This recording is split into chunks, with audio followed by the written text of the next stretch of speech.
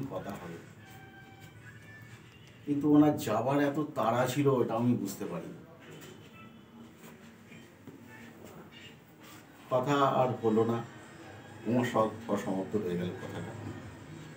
6:30টার সময় আমাদের একটা কালচারাল প্রোগ্রাম নিয়ে সেখানে আমার ফাইন্যান্স করার কথা ছিল, সেটা নিয়েই কথাবার্তা হওয়ার কথা ছিল।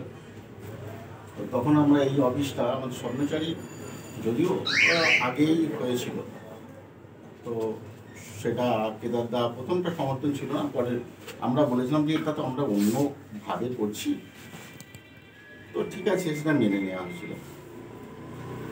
কিন্তু আমরা যেভাবেই করি আদর্শটা তো ওনার কাছ থেকেই পেয়েছি। এই যে চলার যে আমাদের যে মানসিক সেবা করার মানসিকতা কেদারদার কাছ থেকেই পেয়েছি। উনি আমাদের শিখিয়েছিলেন কীভাবে সমাজে শুধু নিজের কথা না ভেবে দুস্থদের, তাদেরও বাঁচার অধিকার আছে, তাদের জন্য কিছু ভাবতে হবে।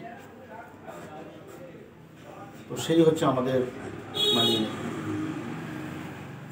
পথের দিশারি।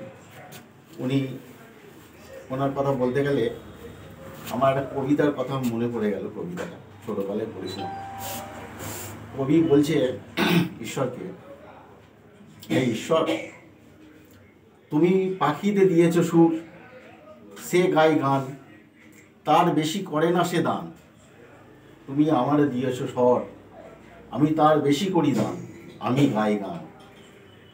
তো স্বরকে কি করে সুরে পরিণত করতে হয়, এটা কিন্তু আমরা ওনার কাছেই শিখেছি।